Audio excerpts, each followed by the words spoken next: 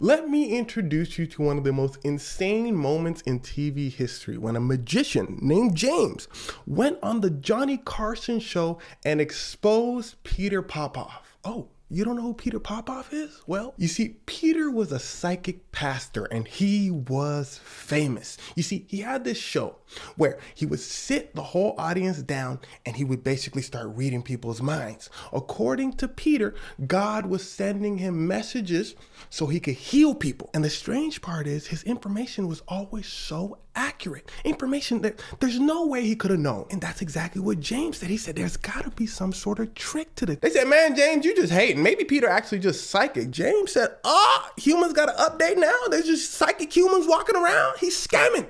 This ain't that so, Peter? James was on Peter's ass, but it wasn't enough. He needed proof. Peter was just too powerful. This man at one point was making $500,000 a month. He had TV specials where he would be demonstrating his psychic abilities, massive church gatherings. James pulls up to one of these gatherings. He chilling in the back. Peter putting on a show, grabbed somebody by the head. Woo! He said, your name Rashad. Rashad said, yeah, that's me. Peter said, Rashad, you from?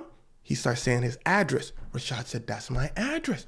He starts saying all kinds of things about Rashad's life. Rashad confirming these things.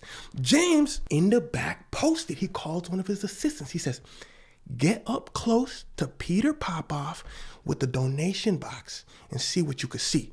So the assistant goes up closer while Peter's doing his thing. The assistant sees a hearing aid.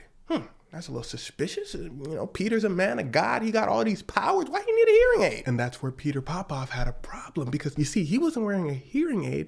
He was wearing a radio transmitter device. James pulls up to another one of Peter Popoff's church sessions, and this time he brings a scanner able to detect radio frequencies. And through that scanner, James hears a voice.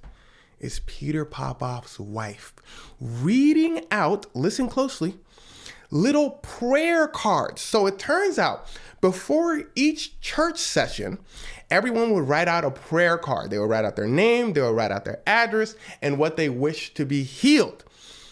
Peter Popoff's wife was just in the back on a radio telling Peter Popoff everything about people that he's interacting with. Yo, them folk was falling for anything back then. Anyway, here's where things start to get wicked. James said, you know what? I could expose him right now, but let me just be petty. So James goes on the Johnny Carson show and he get this snitching. He said, hey man, y'all check this out. He plays Peter Popoff's wife telling Peter Popoff exactly. Matter of fact, you gotta listen to this. Listen to this. Okay, she lives at 4267 Masterson. 4267 Masterson. The crowd is guffawed.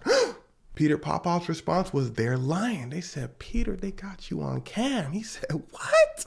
He lost everything. Boy filed for bankruptcy immediately. But then 10 years later, he decides to come back and focus his scamming on the black community. He starts taking ads out on BET. He starts selling his famous Miracle Spring Water, and he continues to make a lot of money because his ads are still going up to this day. He's still selling this spring water. Yes, sadly, even though Peter and his wife are known scammers, it's hard to punish them because they scam in the name of religion. So the government doesn't want to cross that boundary.